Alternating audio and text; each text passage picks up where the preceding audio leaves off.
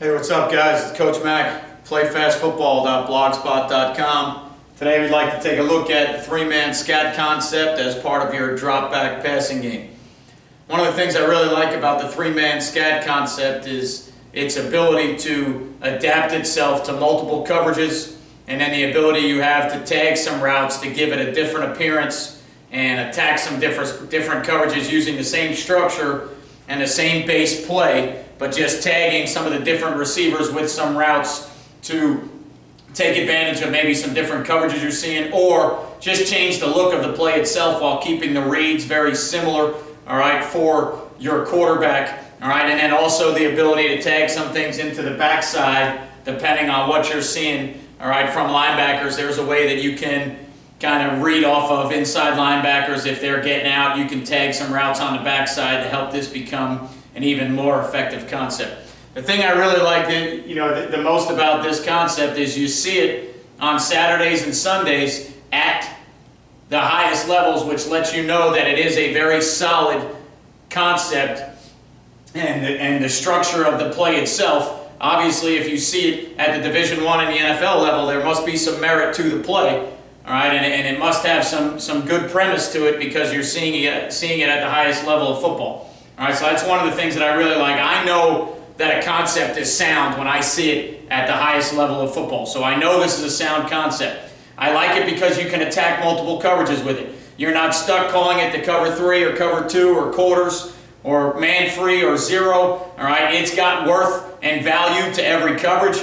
You have to teach your quarterbacks what the structures of the coverage are and what you think, all right, might come open, or who you think you're going to conflict, or who you think you're going to put the pressure on. Okay, but at the same time, I think it's got merit versus cover 2. I think it's got merit versus cover 3. I think it's got merit versus quarters.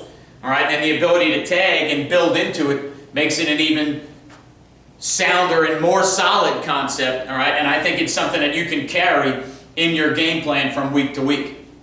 Okay, so as we get started here, just within the base play itself, all right, we're going to take the number 1 receiver and we're going to run a 6-yard snag route off of the outside linebacker, okay? And what will happen is that receiver will snag off the outside shoulder of the outside linebacker, all right? And if that linebacker leaves, he will stay right in the window that guy vacated. He won't continue inside any further. Now, if that linebacker wants to stay inside, what he will do is he will snag and then push and work off him a little bit to the outside. But because we have a flat route coming behind it, we don't want to work too far to the outside. So it's not going to be a pivot route or some type of return route, all right? It's just going to be a snag with maybe a slight shuffle to the outside, okay? You'd like to keep that route at about 6 yards if you can, because if the defense is going to be giving you that route, you want to make sure that you are getting a solid gain on the play. We struggle sometimes with our guys. They want to run that route at about 3 yards, and sometimes what will happen is the snag will come open, and then maybe the Mike linebacker will expand to it, and we catch the ball and get tackled, and we've only gained 3 yards. All right, so you want to try and keep that route at 6 if you can, so you know that you are getting positive yardage if you're using it on a 1st and 10 play or 2nd and 8 or 2nd and 7. You want to make sure that if the snag comes open, you want to get yourself at least 5 at the least, but possibly 6 to 7 yards on the route. All right, the number 2 receiver is going to run a 10-yard corner route. Okay, so your number 2 receiver is going to run a 10-yard corner route. All right, doesn't have to be a post corner, doesn't have to make a hard move inside. He can give one head and shoulder stick inside when he goes to the corner. It's more of a spacing zone concept. It can be run against man teams, and maybe, all right, you might want to stem or framework a defender in man concepts and beat him to the post before you go to the corner. But for the most part, we teach it as a 10-yard corner route, trying to get to a certain spot on the football field to occupy space that we think, depending on coverages, might come open. Okay? The last part of the route is a flat route by number 3. For us, if it's a tailback in the pistol, we like to short motion this guy early to get leverage, and then we like to push him wide to the flat to create that leverage on that Sam linebacker or that flat defender, depending on what the coverage is. Okay? On the backside, all right, the first thing we're going to talk about is just universal control. You can build in anything you want on the backside. All right, and as we advance through this, I'm going to talk about ways, if the Mike starts to leave, ways that you can handle the Mike linebacker with the backside. For right now, we're just going to talk about universal control, which would be number 2 on an inside spot over the guard. Number one, running the post over the top. Okay, pretty standard on the backside, nothing great there, nothing, all right, extraordinary, just pretty standard backside check down routes. Give you something on the inside to check down to, something over the top, depending on the coverage. If you get middle of the field open, or you get a structure where maybe you think you like the matchup of your receiver on their corner, when you run it out of 3x1 or when you run it out of 2x1 sets, if you think you're getting a good matchup with middle of the field open, you know that you have that post route over the top. Okay, we use half slide protection, so to the call side, all right, we're going to use a man protection where we're going to be on number one and on number two. The first uncovered lineman will slide the protection back away to create a zone side. All right, so we're on a number one and number two defenders on the line of scrimmage. The first uncovered lineman, which in this front right now happens to be the center, he will turn back and create a zone side. So he's got the A gap, he's got the B gap, that tackle's got C gap to sideline. Okay, if it is a too high structure and we know there's only seven man fronts, okay, then we know that we can zone the backside and feel pretty good that we're not going to get four from the same side. Okay, they would have to bring the mic to bring four from the same side, and if they do that, the mic is built into our hot reads and our hot throws for our quarterback, so we can handle that. If you are seeing one high 8-man front teams, okay, you may want to think about adding a back or someone in on the backside to protect four off the backside. If you're seeing any 3-3 stack one high teams, all right, 2x2 may not be the greatest structure for you, because usually when you're seeing a one high 8-man front team, you can still get the same look with twins out here and put two backs in the backfield to handle a fourth guy coming weak and still get three out strong and still get the same looks and coverage to the twins open side when you're playing 8-man fronts or one high. So if we're seeing anybody that has the ability to bring four off the weak side, I will keep another back in on the backside to make myself a 4-man zone side so that I can protect four from the weak side. Okay? When we start the play off, all right, we're always going to tell the quarterback that we want to check, all right, the corner route first. We want to see if they're going to give us a coverage that gives us the corner route coming open, okay? Basically, the first coverage you would look for right away is any type of cover two with corner down and a safety over the top, all right? Anytime you get a cover two structure and that 18-yard window to the sideline is one of the voids that you're going to try and attack, then obviously we love looking at the corner route if we're going to get cover two, okay? The only other way you're probably going to get the corner route is if you are seeing man-free with one high post defender and you get a man-to-man matchup here, or if you're seeing zero coverage, all right, and again, depending on how many guys you have in protection, if they're sending 6 and playing 0 and you get a man matchup, all right, then you may get the corner route, okay? But those are really the only structures, unless a team blows a coverage, those are the only real structures where you're going to get the corner route coming open, okay? So obviously cover two first. And then any man scenarios, any man free or zero, we feel like we can get the corner. If the corner is not there, we will progress right down to a leverage, east-west, inside-outside read on the outside linebacker, or if it's an 8-man front, possibly the flat defender. Okay? So what we're looking at right now is if the corner route is taken away, okay, usually by the depth of the corner on the defensive side. If the depth and the coverage of the corner takes away the corner route, then that means we feel like we have a pretty good matchup with an east-west, all right, inside-outside read on an outside linebacker or a curl flat defender. Okay? So again, if you were getting a cover two structure, all right, if you were getting a cover two structure with a hard flat corner down, you're not going to get any leverage on an outside linebacker, because now the outside linebacker is just going to be a hook defender who can sit on the snag because the corner can pick up the back coming to the flat. Okay? But that structure of defense will create a void in the 18 to 22-yard window towards the sideline that this safety has to be a good enough player to get over the top of, all right, and cover that. So that would be the coverage that you're looking to throw the ball into the window of the corner route. Now, if the corner is off and he's playing, all right, possibly some type of robber coverage, possibly some type of quarters coverage or a two-read type coverage, and your corner is going to be an off player, all right, that is going to sink when he sees two go vertical and he's not going to come down into the flat, well, now we know we're going to get some type of 2-on-1 scenario if our spacing is good. All right. If our spacing and our depth is good, we know we can get a 2-on-1 scenario on the outside linebacker. All right. So that's the first generic way we start off with the snag. All right. If we're free releasing the back, quarterback has to understand now in protection, he's responsible for the Mike and the Sam. So if the Mike or the Sam were to blitz, the quarterback would have to get the ball out of his hand, and his two choices now become snag, flare by the back right now. All right, snag, flare by the back. Immediately, ball's got to come out of his hand, and depending on the structure of the coverage, he's got to choose whether he likes the snag route or the flare route. Now, anytime you're facing teams that like to pressure, if the ball comes out of your hand, okay, if the ball comes out of your hand and you can handle, your quarterback understands how to handle blitzes, eventually the teams will stop pressuring if they can't get home.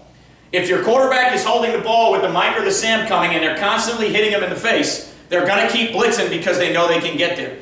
All right? So one of the ways to stop blitzes, a lot of people talk about screens and draws and some other things and adding backs and protection. Those things are all great. But if you get the ball out of your hand when they blitz with built-in hot theories and built-in hot throws, eventually those teams may stop pressuring because every time they pressure, the ball comes out of the quarterback's hands. Now, if it's 3rd and 8 or 9, and they know that they can pressure and make you get the ball out quick and they can rally to those throws, then obviously that's a win for the defense.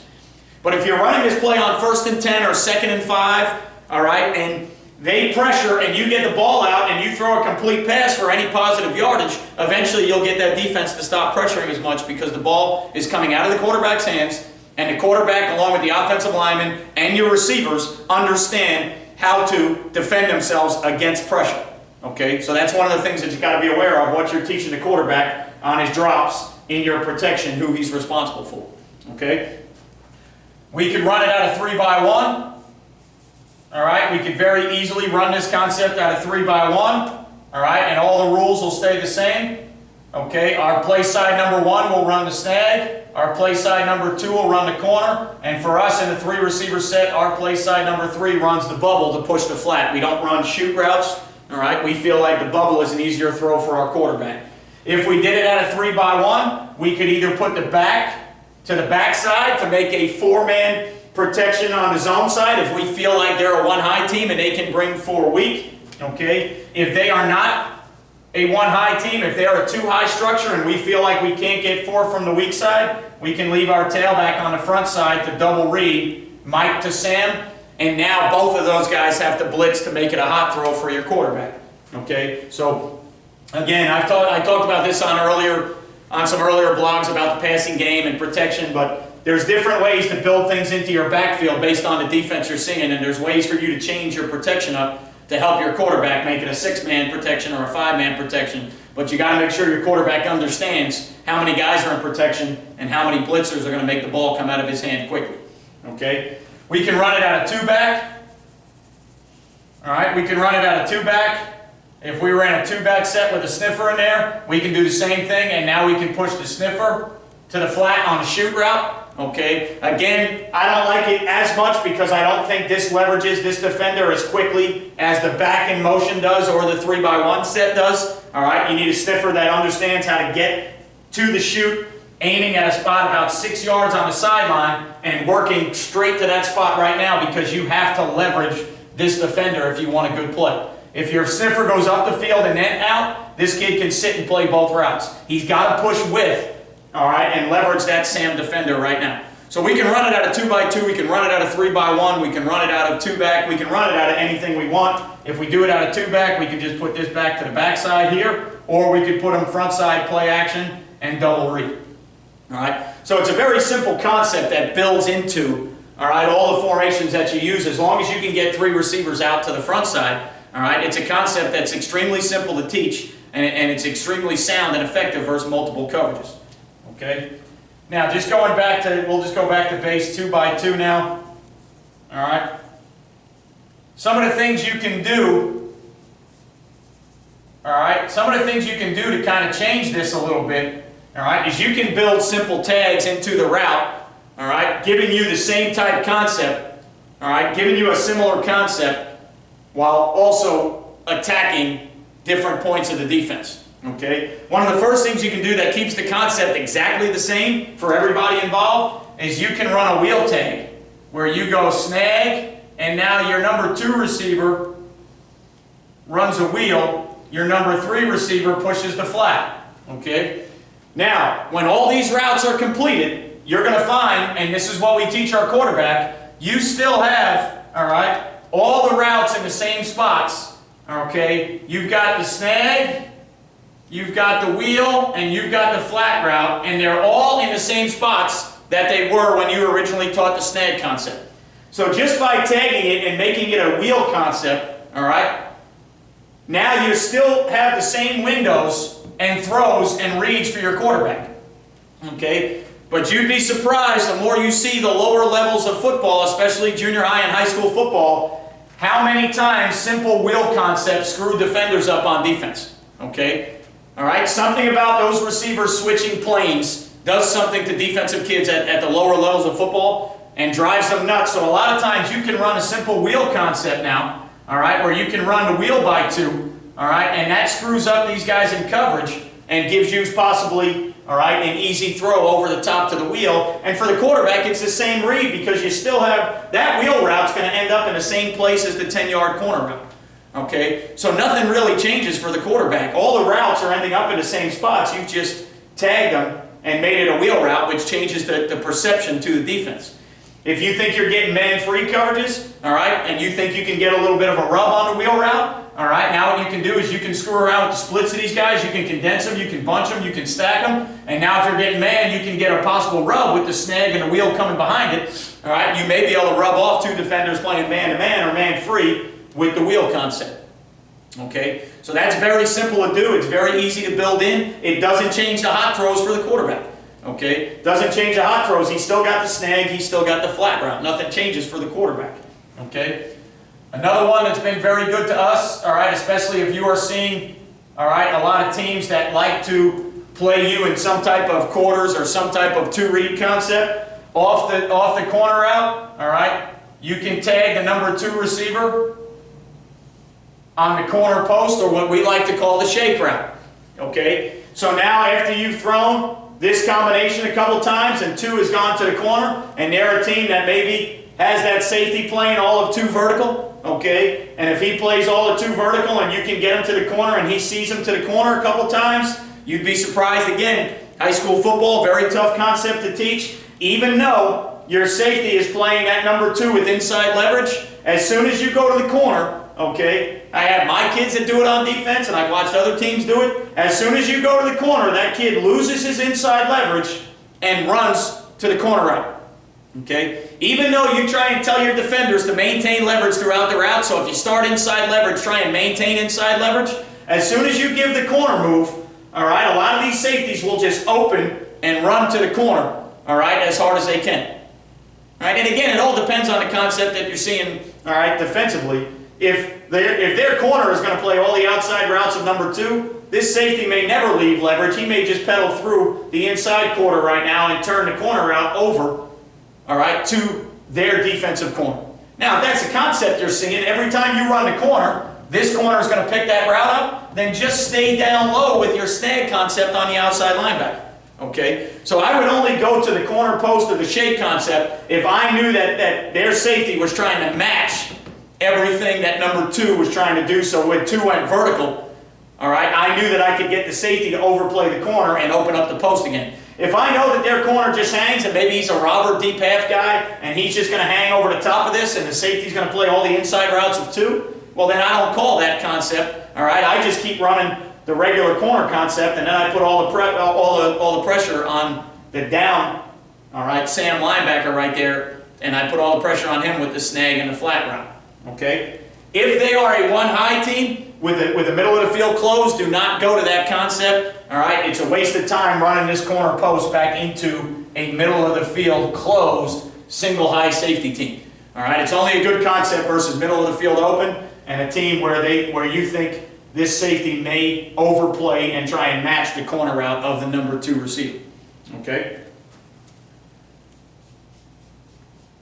All right, we have also run. All right, we have also run a spot check with this, all right, where depending on what we were getting with the Mike and the Sam linebacker, we have also run a spot check where we took the number 2 and brought him down inside and ran a spot and made it a true spacing concept, all right, to where if we felt like the Mike was getting out underneath the snag all the time, okay, we run the spot to try and hold the mic so that we can still put a lot of pressure. If we feel like this team is going to be a bailing corner with an inside quarter safety and we want to attack the flat, but every time we motion the back out, the mic runs with the motion, okay? Now we can run the spot concept off it, and we can hold the mic with the spot and still put all the pressure back on the Sam linebacker that's got to play the snag and the flat route, okay? Again, just a simple combination, all right? You can just call scat spot, whatever your terminology is. Number 2 runs the spot. The good thing about this is the majority of the time we tag the number 2. So the number 2 gets the majority of the tags for us in our offense. All right, so that number 2 receiver is the same kid. Everybody else is running snag concepts, all right, or 3-man scat concepts, and your 2 is getting a tag. So this would be, all right, this would be scat spot. All right, we would just run a spot here to hold the mic so we can put all the pressure back on the Sam linebacker.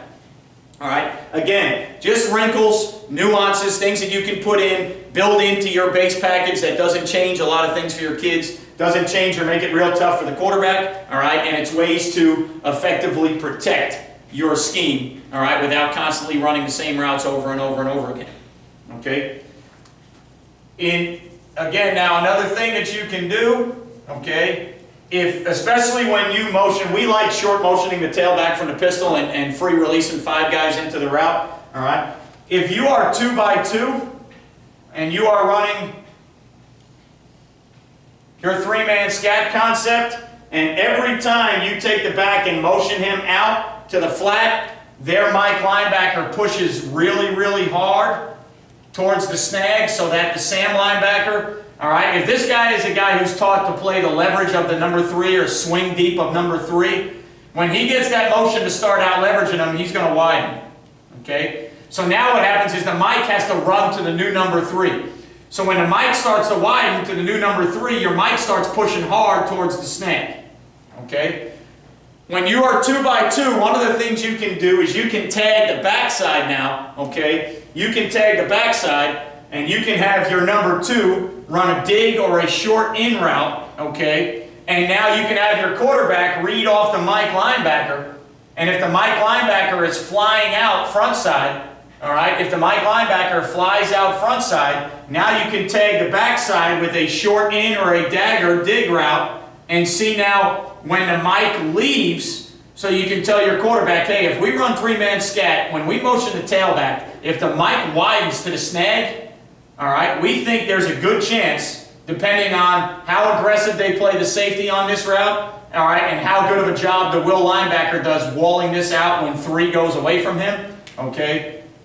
We think we might be able to find this big window in here with this short dig route or that dagger route on the backside if the mic is vacating that hard to the front side. Okay? So if we feel like we're getting the mic vacating that hard to the front side, we can go 2 by 2 and tag the backside and get this dagger, dig, short in route on the backside, all right, and see if we can progress to reading off the drop of the mic, all right, and throwing the short dig in route on the backside. Again, depending on how aggressive the safety is, depending on what their structure of coverage is to the backside. Okay, so those are all things you got to keep in mind when you're watching film on teams. You got to see what their structures are, how they play their coverages, how they react to your short motion. But again, simple ways to build tags off of a play that you already run so that when you tag it, you can react to all the reactions of the defense. When your quarterback says, hey, coach, every time we motion, the mic flies out, there's ways to handle that, okay? You can come back and tag draws. You can run quarterback draws off the action of the mic. There's a lot of things you can do off the action of the mic if you're getting that structure of defense, okay? Obviously, right now, we're only talking about one simple structure of defense. The game is more complicated than that. You're going to see 2 inside linebackers. You're going to see 1 high 8-man fronts. You're going to see 3 4s and 4 2 5s and 3 3 stacks.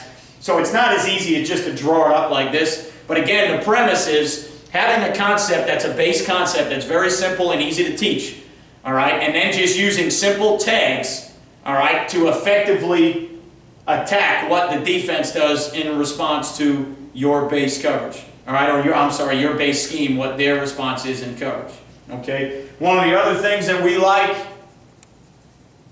All right, if we know we're getting a middle of the field open team, okay, one of the other things we like to do, and it takes this one takes a little bit more work, but if you can ever execute it, it becomes worthwhile. It's a good way to hit a home run or a good way to get, all right, the middle of the field exploited. If we know we're getting middle of the field open teams, what we'll do is we'll run the snag on both sides, okay? We'll run the snag concept on both sides. And then on the front side, what we'll do is we'll take the snag player, all right, and he will come down inside and settle like he's going to run the snag, and then he will just split the seam down the middle of the defense, all right? If we feel like we can get this safety to run with the corner route, and we can get this safety to run with the corner route here, technically in this concept of defense, if it's a quarters or a two-read concept, all right, you're trying to make sure that the mic relates to the final number 3, okay? And if so, you're trying to see if you can get the mic to run with a number 3 vertical, all right? So when you motion out and you start showing them the snag concept, all right, and you go tailback motion out into the snag, if you're getting the mic trying to widen out real hard to get to the snag, and you think you can get the safety to go outside to the corner route, now what you can do is off the snag route, you can just build in, all right, a double move where it's snag to go, all right, off of that route, and you're trying to see if you can get your number 1 matched up on their mic linebacker, because technically he becomes the final number 3 in the route, and you're hoping that the mic linebacker has to carry the final number 3 vertical. Okay, so again, just a simple tag that you can build in, all right, based on the concept of coverage. Has to be middle of the field open. You have to know that the mic is going to carry the final 3 vertical. You have to know that the safety is going to vacate. You have to know that you're going to be able to protect the quarterback and hold on to it for at least 2 to 3 seconds so the route can develop. You got to get a kid that really understands how to settle on a snag and turn it into a go. All right, we spend a lot of time trying to do this because our guys either don't come far enough inside, or when they do run the go, they run straight where the safety is, or they don't settle the snag to get the mic to widen and then turn it into the go. All right, so when you're working on double moves and concepts like that, you really got to spend some time with your receivers and your quarterback of identifying what you're trying to get to occur, the response you're trying to, all right, solicit from the defense, and then where you're trying to attack, okay, with the football and what you're trying to do, okay? We actually scored this year running this out of a 2-man concept, all right, where we went 2-man snag, which is also very possible versus teams that like to play with just 1 weak overhang player. Okay, so we would get into a 3-by-1 set, all right, and then if we knew that we were going to get just a corner and an overhang, so if we thought we were going to get some type of, all right, if we were going to get some type of coverage where on the backside, all right, let me draw it up, it's easier. 2-by-1 almost, for us, a lot of the time almost always gets it. So if you were a 2-by-1 and you saw a team that was going to be middle of the field open, all right, and they were going to play their quarters robber or their palms concept to the front side, but because of your run game, they were going to leave an overhang, drop down weak with a deep half defender or maybe a locked man-to-man defender here. One of the things that you can do is you can run the snag concept without the corner back here, and you can go snag, motion, flat there, and try and put a ton of pressure on that free safety, okay? Now, after you do that and you show that you do that, you show that on film, all right? If you know that you're getting the middle of the field open, all right, what you can then do out of that theory, all right, is you can go snag just like you did, and just like I talked about in the other formation, you can go snag to go, all right? And then what you can do is try and see how these two defenders react to the snag short motion. And sometimes, depending on how they like to play it, you may get this corner, all right, coming down, all right, to fit off of the flare route, okay, and then you get the free safety holding on the snag route. Now, one of the other things that helps this concept a bunch is if you have any runs in your running package where you crack the X on the free safety, because now that defense has to talk to this corner, all right, and they got to tell him, look, you got to crack replace. All right, when you get that X or that single crack in our force player, you really got to crack replace. So what we can do is off the two-man snag and off of crack schemes is we can go snag to go, all right, and we can keep if the middle of the field is open now, all right, we can go snag to go, we can go short motion flare, all right, and then we can show snag almost crack block here into a go route there, all right, and to the single receiver side, we actually scored on that play this year inside the red zone, all right, we got, whether it was right, wrong, or indifferent, we got the corner to push off. The corner came down inside and then rallied to push off to the flare route, okay? And then we got the snag to the go into this window right here, all right, in the red zone, and it was just a simple 14, 16-yard throw for the quarterback, all right in that window. We didn't have to chunk it down the field. It was an easy throw for the quarterback to make, all right, and it built in off of our two-man snag and our crack theories, okay? So again, plays to protect plays is a big part of offensive football. So if you're a team that likes to crack, you should have something off your crack theory because they are going to teach this corner, all right? Your good defensive teams are going to teach that corner to crack replace. So now that looks like crack, it looks like snag, it looks like snag flare, and now you've got a concept built in. If you've got a middle of the field vacated or voided, you've got a concept built in, okay, where you can take advantage of that. Again, you start off with the simple three-man scat concept. Very simple, half slide, all right, man front side, half slide to the back side. Very simple concepts that can be run, okay? They can be run at junior high, they can be run at your higher Pop Warner levels, they can be run in high school, and they're very simple to do.